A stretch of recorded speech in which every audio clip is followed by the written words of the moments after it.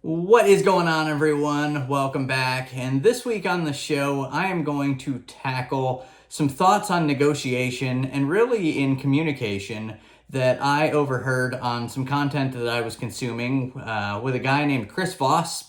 He was a hostage negotiator and he teaches negotiation tactics and found some really cool things in that world. And really, three snippets from this one that I want to take away, share with you guys today because I got some value out of them personally. Hopefully you'll get some value out of them too. But before I get started with that, got to represent the red team here. Hoosier Cup champions. Back-to-back years, me and my guys go up for 16 people. Ryder Cup event.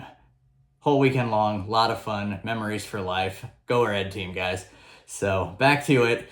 Voss wrote a book, Never Split the Difference. And in this specific context he was talking about, I want to pull out three takeaways.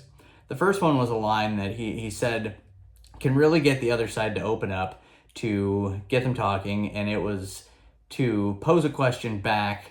You seem to have a great reason for saying such and such and such and such. What is it?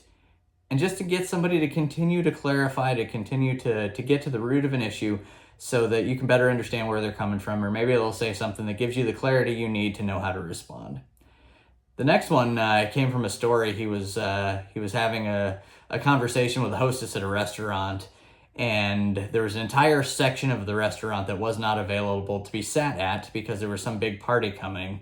And so he said to the hostess, "Would it ruin your day if we just sat here for a couple of minutes while we're having this conversation?"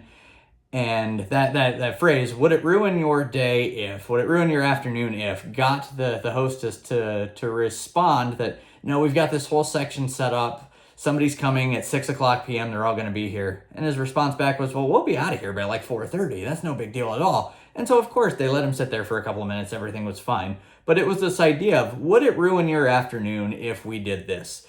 And the general sentiment is that people are going to say, no, it wouldn't ruin my afternoon if you did that. And it gives an opportunity to frame your ask in the broader context of life, that it may not be that important to the other side. You can potentially get what you want out of this, which is what we're after in some aspects of negotiation.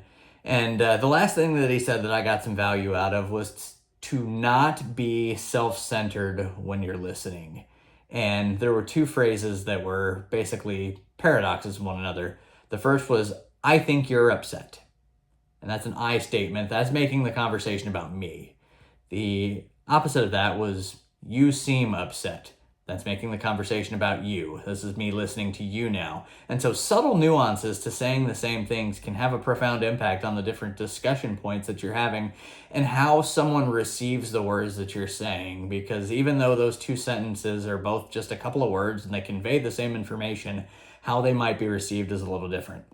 And so I wanted to share this video just because I got some value out of that content. I'm going to work some of those things into my day-to-day life. I know I've used a couple of them already, and they actually do have some benefit for me. And so hopefully I'll share it with you. You can get some use out of it as well.